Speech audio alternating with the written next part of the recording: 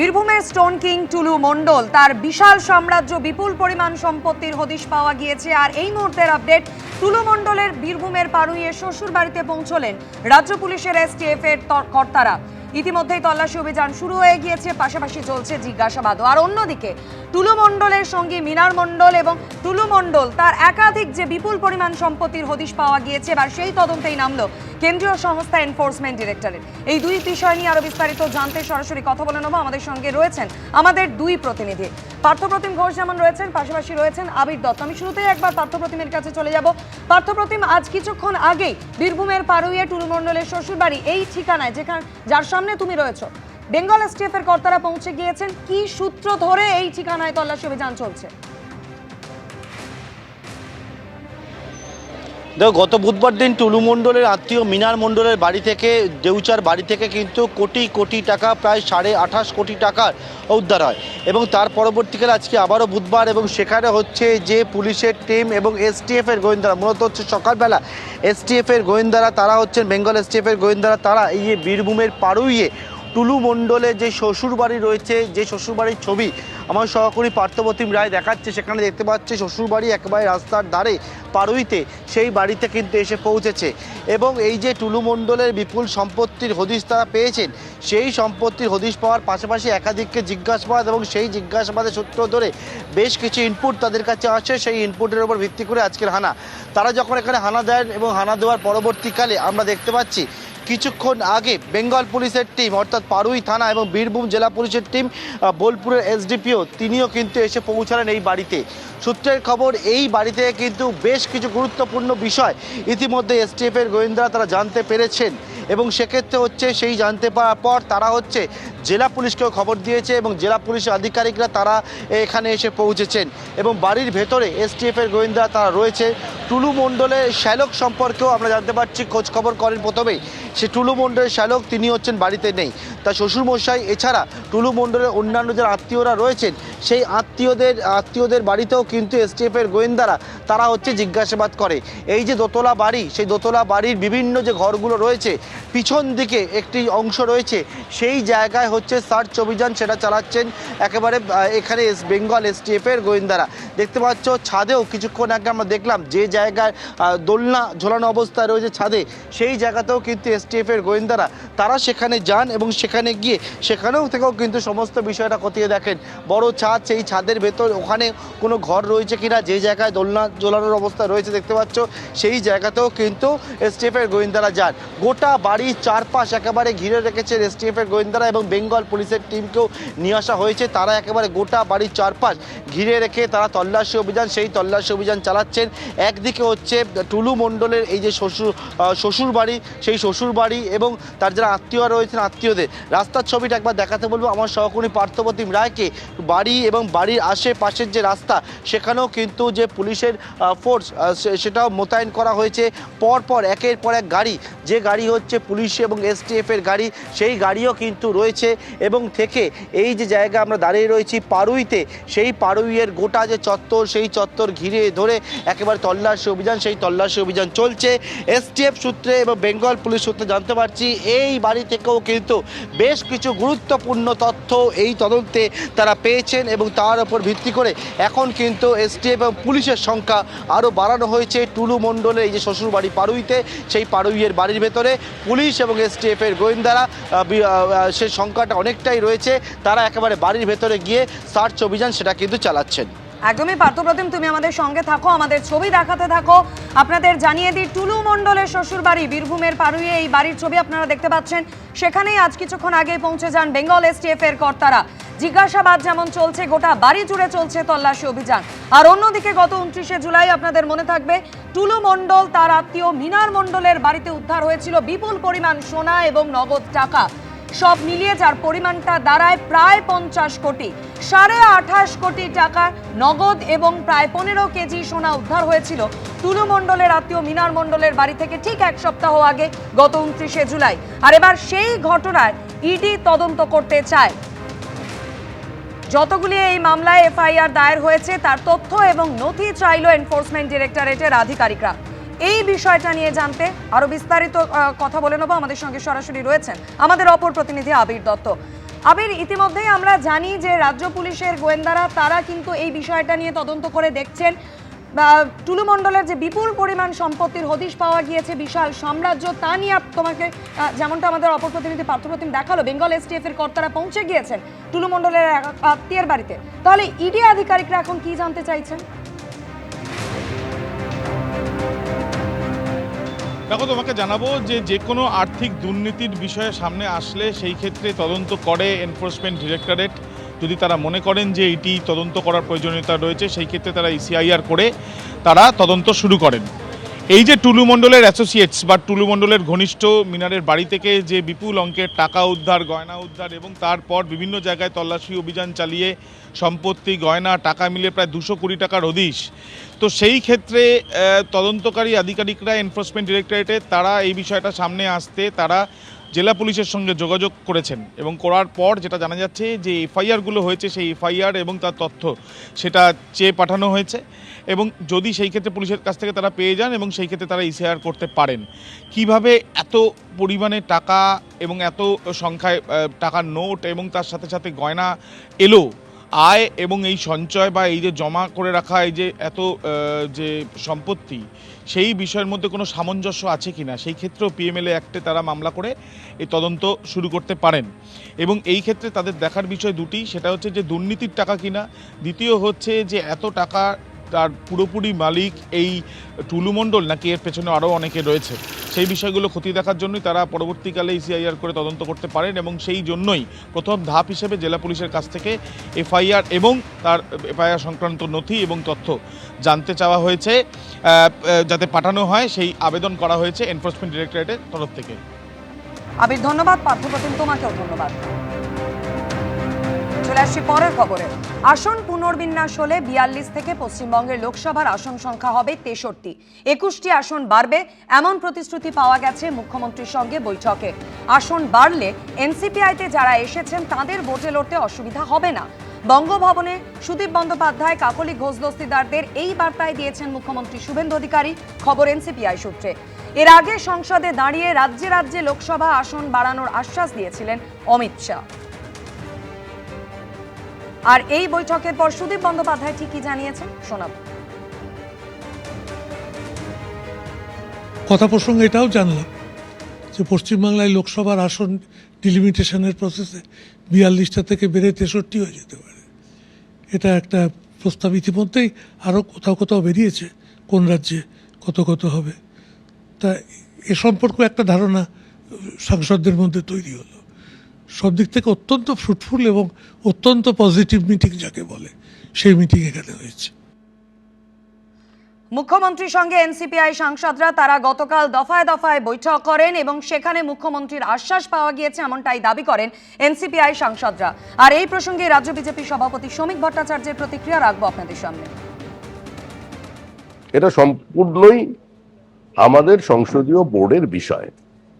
কলকাতা থেকে দিল্লির দূরত্ব 1500 কিলোমিটারের মতো হবে, আর 29 তখন অনেক দেরি। ডিলিমিটেশন হবে, আসন বাড়বে, নির্বাচনে প্রতিদ্বন্দ্বিতা করা, এগুলো অনেক পরের ব্যাপার। এর মধ্যে তো গঙ্গা দিয়ে অনেক জলও বয়ে যাবে, দেখতে থাকুন। এনসিপিআইতে ভাঙনের জল্পনার মধ্যেই রাজধানীতে গতকাল 2 দফায় বৈঠক করেন মুখ্যমন্ত্রী শুভেন্দু অধিকারী। বেসুরো এনসিপিআই এর 3 জন সাংসদ তারা সমেত 19 জন সাংসদকে নিয়ে গতকাল হয় মুখ্যমন্ত্রীর এই বৈঠক। দুপুরে মধ্যাহ্নভোজের ফাঁকে প্রথম দফার বৈঠকে ছিলেন বিজেপিতে যোগ দেওয়া তৃণমূলের 3 জন প্রাক্তনীয়। রাতে বঙ্গভবনের 404 নম্বর ঘরে ফের কয়েকজন এনসিপিআই সাংসদের সঙ্গে বৈঠকে বসেন মুখ্যমন্ত্রী। কাকলি ঘোষ দস্তিদার, সুদীপ বন্দ্যোপাধ্যায়, মালা রায়, ইউসুফ পাঠানদের সঙ্গে আলাদা আলাদা বৈঠকও হয়। এনসিপিআই এ ভাঙনের জল্পনার আবহেই পাল্টা রণকৌশল শুভেন্দু অধিকারী। নিজেদের লোকসভা এলাকায় কি ধরনের সমস্যা রয়েছে সেই নিয়েই মুখ্যমন্ত্রীকে জানিয়েছেন তারা, এমনটাই দাবি বৈঠকে যোগদানকারী সাংসদদের। এরপর নবান্নে মুখ্যমন্ত্রীর সঙ্গে ফের একবার এনসিপিআই সাংসদরা বৈঠক করবেন জানিয়েছেন এনসিপিআই সাংসদ শতাব্দী রায়। ভালো মিটিং হয়েছে, তার কারণ হচ্ছে যে আমাদের এলাকার যে ডেভেলপমেন্টের কথা প্রথম থেকে বলা হচ্ছে যে কি করা হবে, তার মধ্যে উনি স্পেসিফিক্যালি বলে গেছে কতগুলো রাস্তা দেবে, কতগুলো আইসিডিএস সেন্টার দেবে, কতগুলো এমপিদের যেমন অন্নপূর্ণা ভান্ডারে অ্যাপ্লাই করেছে কিন্তু পায়নি, এরকম 5,000 করে একটা এমপি রেকমেন্ডেশনে আসবে। কিছু রাস্তা রিপেয়ার, কিছু রাস্তা নতুন, কিছু ব্রিজ যেগুলো আমাদের খুব দরকার, খুব ডিম্যান্ড, সেগুলো আমরা বলে দিয়েছি, মানে এগুলো দেওয়া হবে। সুতরাং আমরা এখন সেগুলো প্রিপেয়ার করে যদি দিই তাহলে আমাদের সেটা হয়ে যাবে, এবং সেই জন্য আমাদের মিটিংটা খুব ভালো হয়েছে। এবং আমরা আগামী দিন এবং নেক্সট মানে আমাদের সেশন শেষের পর আমরা সিএমের ওখানে নবান্নে গিয়ে আবার বসবো। তখন আমরা আজকে তো জানলাম কী কী দেবে, প্রপোজালগুলো আমরা ওখানে গিয়ে লিখিত দিয়ে দেবো। প্রধানমন্ত্রীর নেতৃত্বাধীন বৈঠকে না গেলেও গতকাল দুপুরে বঙ্গভবনে মুখ্যমন্ত্রীর বৈঠকে হাজির ছিলেন মুর্শিদাবাদের 3 জন সাংসদ আবু তাহের, খলিলুর রহমান এবং ইউসুফ পাঠান। তাদেরই মধ্যে ইউসুফ পাঠান জানিয়েছেন এসআইআর-এ যে 27 লক্ষ মানুষের নাম এখনও ট্রাইব্যুনালে রয়েছে সেই ব্যাপারে দ্রুত ব্যবস্থা নেওয়ার আশ্বাস দিয়েছেন মুখ্যমন্ত্রী। उनसे यही अपील की है मैंने कि जो 27 लाख लोगों के नाम कटे हैं और ट्राइब्यूनल में गए हैं तो उनको कंसीडर किया जाए, क्योंकि उनके पास लीगल डॉक्यूमेंट्स है, वो इसी देश के लोग हैं। तो उन्होंने आश्वासन दिया है कि हम इस पे काम करेंगे और जितना फास्ट प्रोसेस हो सके वो करेंगे। उनको ये भी सजेशन दिया है कि हर ज़िले में एक ट्राइब्यूनल कोर्ट बनाई जाए ताकि लोग आसानी के साथ वहाँ पर पहुँच सके और उनको दिक्कत का सामना ना करना पड़े। और उन्होंने ये आश्वासन दिया है कि वो इस पे काम करेंगे। সকালে প্রধানমন্ত্রীর উপস্থিতিতে এনডিএর বৈঠক আর তারপরে মুখ্যমন্ত্রীর সঙ্গে বৈঠক বঙ্গভবনে। মঙ্গলবার যখন এনসিপিআই সাংসদরা একাধিক বৈঠকে যোগ দিলেন তখন বিজেপির প্রাক্তন রাজ্য সভাপতির গলায় শোনা গেল সমালোচনার সুর। বললেন তৃণমূলের একমাত্র মতাদর্শ টাকা খাবলানো, সেই সুযোগ আর না থাকাতেই বিজেপিতে ঢোকার চেষ্টা করছেন। আমি কাল প্রধানমন্ত্রীর সঙ্গে দীর্ঘক্ষণ ছিলাম, তখন আমি শুভেন্দুর কথা বলেছি যে আপনার মুখ্যমন্ত্রী হিসেবেও যা কাজ করছে সেটার কোনো তুলনা নেই। এদের বিজেপিতে নেওয়া উচিত নয় বলছেন, আদর্শগত নেওয়া উচিত নয়, কখনোই নেওয়া উচিত নয়। সুদীপ বন্দ্যোপাধ্যায় নরেন্দ্র মোদীর সঙ্গে বৈঠক করছেন। এনডিএর বৈঠকে নরেন্দ্র মোদীর সঙ্গে এক সারিতে বসছেন। মুখ্যমন্ত্রী শুভেন্দু অধিকারীর সঙ্গে বৈঠক করছেন এনসিপিআই সাংসদরা। বিদ্রোহী তৃণমূল সাংসদদের সঙ্গে বিজেপি নেতৃত্বের কার্যত মিলে সুর মেরা তুমহারা। আমরা প্রথম থেকে একই কথাই বলে আসছি যে মুখ্যমন্ত্রী সাংসদদের সঙ্গে বসবেন, তাদের এলাকার সমস্যাবলী নিয়ে জানতে। কিন্তু এই প্রেক্ষাপটে তৃণমূলের বিদ্রোহী সাংসদদের সম্পর্কে বিজেপির অন্দর থেকেই উঠে আসছে সমালোচনার সুর, ক্ষোভ, ব্যঙ্গ, কটাক্ষ। তৃণমূলের মতাদর্শ একমাত্র ছিল টাকা পয়সা খাবলানো। সে টাকা পয়সা খাবলানোর এখন সুযোগ চলে গেছে। এই পরিপ্রেক্ষিতে তারা এখন এনসিপিতে ঢুকেছে, এনসিপিতে ঢুকে বিজেপিতে ঢুকবার চেষ্টা করছে একেবারে নেহাতি স্বার্থে। আমার ব্যক্তিগত মত হচ্ছে যতদিন এদের বাইরে রাখা যায় ততই ভালো। আর ওরা এনসিপিতে থেকে যা করছেন তাদের ইচ্ছে। তথাগত রায় বিজেপির প্রাক্তন রাজ্য সভাপতি, প্রাক্তন রাজ্যপাল, এখনো বিজেপির শীর্ষ নেতাদের সঙ্গে এক মঞ্চে দেখা যায় তাকে। সেই তার গলাতেই বিদ্রোহী তৃণমূল সাংসদদের নিয়ে ক্ষোভের সুর। আদর্শগত দিক থেকে তো এদের সঙ্গে বিজেপির কোনো নৈকট্য থাকতে পারে না, কোনো নৈকট্য থাকতে পারে না। এখন সেটা সম্বন্ধে কেন্দ্রীয় নেতৃত্ব অন্যভাবে কি বাধ্যবাধকতা দেখবেন, কি সিদ্ধান্ত নেবেন সেটা আমি জানি না, কিন্তু আমার ব্যক্তিগত মত হচ্ছে যতদিন এদের বাইরে রাখা যায় ততই ভালো। লোকসভায় এনসিপিআই এর মুখ্য সচেতক কাকুলি ঘোষ দস্তিদার এবং আরেক সাংসদ সায়নী ঘোষকে নিয়েও ইঙ্গিতপূর্ণ মন্তব্য করেন তথাগত রায়। সায়নী ঘোষ, তার নামে আমি কলকাতা পুলিশের রবীন্দ্র সরোবর থানায় একটা নালিশ করেছিলাম। সেই নালিশের কি গতি হয়েছে আমি জানি না, কিন্তু তারপরেই দেখলাম সায়নী ঘোষ এমপি হয়ে গেল। আমাদের দল থেকে নিশ্চয়ই নয়, তৃণমূল থেকে হয়েছিল। কাকলি ঘোষ খুব ভালো রান্না করেন, এটুকু আমি বলতে পারি। যদিও এই নিয়ে এই দুই এনসিপিআই সাংসদের কোনো প্রতিক্রিয়া এখনো মেলেনি। কৃষ্ণেন্দু অধিকারী, বিজেন্দ্র সিংহ ও আশাবুল হোসেনের রিপোর্ট, এবিপি আনন্দ। অভিষেক বন্দ্যোপাধ্যায়ের বিদেশ যাত্রায় না কলকাতা হাইকোর্টের। চিকিৎসার জন্য বিদেশ যাত্রায় অনুমতি দিল না কলকাতা হাইকোর্ট। এই বিষয় নিয়ে আরো বিস্তারিত আমাদের জানাবেন, সরাসরি কথা বলে নেব। আমাদের সঙ্গে রয়েছেন প্রতিনিধি সৌভিক মজুমদার। সৌভিক, কলকাতা হাইকোর্টের কি পর্যবেক্ষণ আজ? দেখো, কলকাতা হাইকোর্টের তরফ থেকে আজকে অভিষেক বন্দ্যোপাধ্যায়ের যে মামলা ছিল বা যে আবেদন ছিল বিদেশ যাত্রার অনুমতি চেয়ে সেই আবেদন খারিজ করা হয়েছে এবং কলকাতা হাইকোর্টের তরফ থেকে অভিষেক বন্দ্যোপাধ্যায়কে বিদেশ যাত্রার জন্য কোনো রকম কোনো অনুমতি দেওয়া হয়নি।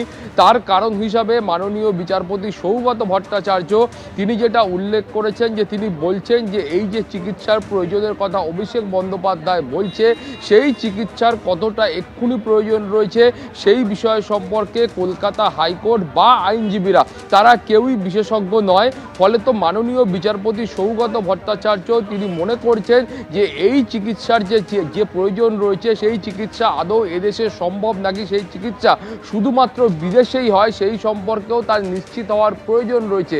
সেই কারণে তার পরামর্শ ছিল, অর্থাৎ মাননীয় বিচারপতি সৌগত ভট্টাচার্যের পরামর্শ ছিল যে তিনি এসএসকেএম হাসপাতালকে বলবেন যে আজকের মধ্যেই একটি বিশেষজ্ঞ চিকিৎসকদের দিয়ে মেডিকেল বোর্ড গঠন করবার জন্য এবং আগামীকাল দুপুর 2টোর সময় অভিষেক বন্দ্যোপাধ্যায় তিনি সেই মেডিকেল বোর্ডের কাছে গিয়ে হাজিরা দেবেন এবং সেখানে গিয়ে তার চিকিৎসার যা ডকুমেন্ট রয়েছে সেগুলো তিনি দেখাবেন এবং এসএসকেএম হাসপাতালের যারা বিশিষ্ট চিকিৎসক রয়েছেন সেই চিকিৎসকরা সেগুলো পরীক্ষা নিরীক্ষা করবেন এবং প্রয়োজন হলে অভিষেক বন্দ্যোপাধ্যায়কেও পরীক্ষা নিরীক্ষা করবেন এবং করার পরে তারা কলকাতা হাইকোর্টের কাছে আগামী পরশুদিন একটি রিপোর্ট পেশ করবেন এবং সেই রিপোর্ট দেখে যদি কলকাতা হাইকোর্ট মনে করে এবং তার পাশাপাশি এসএসকেএম হাসপাতালের চিকিৎসকরা তারা যদি পরামর্শ দেন যে এই চিকিৎসা আদৌ এখানে সম্ভব নয়, অর্থাৎ সেটা পশ্চিমবঙ্গে বা এই দেশের অন্যত্র কোথাও সম্ভব নয়, সেই ক্ষেত্রে এই চিকিৎসা শুধুমাত্র বিদেশে গিয়ে করবারই প্রয়োজন রয়েছে, সেক্ষেত্রে কিন্তু কলকাতা হাইকোর্ট এই বিষয়টা ভাবনা চিন্তা করে দেখতে পারে বা কলকাতা হাইকোর্ট সেই অনুযায়ী পরবর্তী পদক্ষেপ গ্রহণ করতে পারে। কিন্তু অভিষেক বন্দ্যোপাধ্যায়ের আইনজীবীদের বক্তব্য ছিল যে যেহেতু এই চিকিৎসা আগে শুধুমাত্র বিদেশে হয়েছে এবং অভিষেক বন্দ্যোপাধ্যায়ের যে অপারেশন ছিল সেই চোখের অপারেশনও এই বিদেশেই হয়েছিল, ফলে সেই কারণে কিন্তু তারা চাইছেন যে এই কন্টিনিউটির কারণে তারা চাইছেন এই পরবর্তী পর্যায়ের যে ফলো আপ রয়েছে বা পরবর্তী পর্যায়ের যে চিকিৎসা রয়েছে সেই চিকিৎসাও যেন বিদেশেই করানো হয়, সেই আবেদন নিয়েই তারা কলকাতা হাইকোর্টে এসেছিলেন এবং অভিষেক বন্দ্যোপাধ্যায়ের আইনজীবীরা স্পষ্টতই বলেছেন তারা আগামীকাল এসএসকেএম হাসপাতালের কাছে গিয়ে এই হাজিরা দিতে বা সেই মেডিকেল বোর্ডের কাছে গিয়ে নিজের চিকিৎসা সংক্রান্ত ডকুমেন্ট পেশ করতে তারা অনিচ্ছুক। ফলে কলকাতা হাইকোর্ট যে সিদ্ধান্ত গ্রহণ করবে, অর্থাৎ আজকের এই আবেদনের প্রেক্ষিতে কলকাতা হাইকোর্ট যে সিদ্ধান্ত গ্রহণ করবে সেই সিদ্ধান্ত তারা মেনে নিতে প্রস্তুত রয়েছেন। ফলে তারা আগামীকাল এসএসকেএম হাসপাতালের কাছে হাজিরা দিচ্ছেন না, সেই বক্তব্য অভিষেক বন্দ্যোপাধ্যায়ের আইনজীবীরা স্পষ্ট করেছিলেন। ফলে অভিষেক বন্দ্যোপাধ্যায়ের আইনজীবীরা যখন স্পষ্ট করে বলছেন যে অভিষেক বন্দ্যোপাধ্যায় আগামীকাল এসএসকেএম হাসপাতালে হাজিরা দিচ্ছেন না, এসএসকেএম হাসপাতালে যাবেন না এবং সেখানে তাদের স্পষ্ট বক্তব্য হলো যে তারা শুধুমাত্র বিদেশে যাওয়ার জন্য আবেদন করেছিলেন, সেক্ষেত্রে কলকাতা হাইকোর্টের কাছে এই মামলা খারিজ করা ছাড়া আর দ্বিতীয় কোনো বিকল্প ছিল না। ফলে সেই কারণেই অভিষেক বন্দ্যোপাধ্যায়ের বিদেশ যাত্রার এই যে অনুমতি ছিল সেইটা কলকাতা হাইকোর্ট খারিজ করেছেন। মাননীয় বিচারপতি সৌগত ভট্টাচার্য তিনি তার পর্যবেক্ষণে আরও বলেছেন যে যেহেতু অভিষেক বন্দ্যোপাধ্যায়ের বিরুদ্ধে একাধিক মামলা এখনও পর্যন্ত বিচারাধীন রয়েছে, অভিষেক বন্দ্যোপাধ্যায়ের বিরুদ্ধে বহু অভিযোগ হয়েছে, বহু এফআইআর রয়েছে, ফলে তার প্রেক্ষিতে যদি পুলিশ বা সিআইডি বা অন্য কোনো সংস্থা তারা যদি মনে করেন যে কালকে বা পরশু অভিষেক বন্দ্যোপাধ্যায়ের হাজিরার প্রয়োজন রয়েছে, সেক্ষেত্রে অভিষেক বন্দ্যোপাধ্যায় কী করবেন সেই প্রশ্ন মাননীয় বিচারপতি ভট্টাচার্য তুলেছেন, যার প্রেক্ষিতে অভিষেক বন্দ্যোপাধ্যায়ের আইনজীবীদের বক্তব্য ছিল যে তারা এই কথা চিন্তাভাবনা করেই শুধুমাত্র সীমিত সময়ের জন্য বিদেশ যাত্রার অনুমতি চাইছেন। তারা চাইছেন 3 থেকে 4 সপ্তাহের জন্য এই বিদেশ যাত্রার অনুমতি দেওয়া হোক। ফলে সেক্ষেত্রে যদি ইনভেস্টিগেটিং অথরিটির বা এজেন্সির যদি অভিষেক বন্দ্যোপাধ্যায়কে প্রয়োজন পড়ে, সেক্ষেত্রে অভিষেক বন্দ্যোপাধ্যায় ফিরে এসে সেখানে হাজিরা দেবেন, সেই বক্তব্যও তারা কিন্তু পেশ করেছেন। তার পাশাপাশি অভিষেক বন্দ্যোপাধ্যায়ের আইনজীবীদের এই বক্তব্য ছিল যে এখনও পর্যন্ত কলকাতা হাইকোর্টের তরফ থেকে যা যা নির্দেশ দেওয়া হয়েছে সমস্ত নির্দেশ কিন্তু অভিষেক বন্দ্যোপাধ্যায় পালন করেছেন, কোথাও কোনো অন্যথা হয়নি। ফলে অভিষেক বন্দ্যোপাধ্যায়কে বিদেশ যাত্রার অনুমতি না দেওয়ার কার্যত কোনো কারণ নেই বলে অভিষেক বন্দ্যোপাধ্যায়ের আইনজীবীরা সওয়াল করেন। কিন্তু সেই সওয়ালের পাশাপাশি মাননীয় বিচারপতি সৌগত ভট্টাচার্য তিনি বলেন যে এটা একেবারে পুরো ঠিক কথা নয়, তার কারণ কণ্ঠস্বরের মামলাতেও এর রাজ্যের তরফ থেকে অর্থাৎ পুলিশের তরফ থেকে অভিযোগ করা হয়েছিল যে কলকাতা হাইকোর্ট যে নির্দেশ দিয়েছেন সেই নির্দেশ অভিষেক বন্দ্যোপাধ্যায় মানেননি। অভিষেক বন্দ্যোপাধ্যায় সেই নির্দেশকে লঙ্ঘন করেছেন, আদালত অবমাননা করেছেন, সেই অভিযোগ এসেছিল। ফলে সার্বিকভাবে এখন এই মুহূর্তে যা পরিস্থিতি আছে সেই পরিস্থিতিতে এই এসএসকেএম হাসপাতালের চিকিৎসকদের পরামর্শ ছাড়া, এই মেডিকেল বোর্ডের পরামর্শ ছাড়া অভিষেক বন্দ্যোপাধ্যায়কে বিদেশ যাত্রার অনুমতি দেওয়া চিকিৎসার জন্য সেটা কিন্তু সম্ভব নয়। এছাড়াও মাননীয় বিচারপতি সৌগত ভট্টাচার্যের পর্যবেক্ষণ হলো এদেশের বহু বিশিষ্ট লোক, এমনকি সুপ্রিম কোর্টের মহামান্য বা মাননীয় বিচারপতিরাও তারাও কিন্তু এদেশের হাসপাতালগুলিতে চিকিৎসা করার ফলে আধুনিক যে উন্নততর চিকিৎসা ব্যবস্থা বর্তমানে গোটা ভারতবর্ষ জুড়ে রয়েছে সেই চিকিৎসা ব্যবস্থায় অভিষেক বন্দ্যোপাধ্যায়ের চিকিৎসা হবে না এমনটা কিন্তু কলকাতা হাইকোর্ট মনে করছেন না। ফলে প্রাথমিকভাবে যে পরামর্শ কলকাতা হাইকোর্টের তরফ থেকে দেওয়া হয়েছিল সেই পরামর্শ অনুযায়ী তোমাকে আবারও বলবো, মাননীয় বিচারপতি সৌগত ভট্টাচার্যের পরামর্শ ছিল যে এসএসকেএম হাসপাতালে একটি মেডিকেল বোর্ড গঠন করবে। আগামীকাল দুপুর 2টোর সময় অভিষেক বন্দ্যোপাধ্যায় তিনি সেখানে গিয়ে হাজিরা দেবেন, তার চিকিৎসা সংক্রান্ত ডকুমেন্ট পেশ করবেন। আগামী পরশু দিন এই এসএসকেএম হাসপাতালের এই চিকিৎসকদের তৈরি বোর্ড তারা কলকাতা হাইকোর্টকে রিপোর্ট দেবেন এবং সেই রিপোর্টে তারা যদি লেখেন যে এদেশের অন্য কোথাও চিকিৎসার প্রয়োগ হলেও সেটা সম্ভব, সেক্ষেত্রেও কিন্তু কলকাতা হাইকোর্ট সেই বিষয়টা বিচার বিবেচনা করে দেখবে এবং সেই চিকিৎসকরা তারা যদি পরামর্শ দেন যে এই চিকিৎসা এখানে হবে না, সেক্ষেত্রে বিদেশ যাত্রার প্রয়োজন রয়েছে, সেই বিষয়টা পরবর্তী পর্যায়ে কলকাতা হাইকোর্ট ভেবে দেখবে। কিন্তু তারপরে অভিষেক বন্দ্যোপাধ্যায় তিনি এসএসকেএম হাসপাতালে হাজিরা দেওয়ার জন্য একেবারে তৎক্ষণাৎ তিনি না করে দেন। ফলে অভিষেক বন্দ্যোপাধ্যায় বিদেশ যাত্রার জন্য যে অনুমতি তিনি কলকাতা হাইকোর্টের কাছে চেয়েছিলেন সেই অনুমতি কলকাতা হাইকোর্টের তরফ থেকে দেওয়া হয়নি এবং অভিষেক বন্দ্যোপাধ্যায়ের আবেদন খারিজ করা হয়েছে। ধন্যবাদ সৌভিক। এবিপি আনন্দ, এগিয়ে থাকে, এগিয়ে রাখে।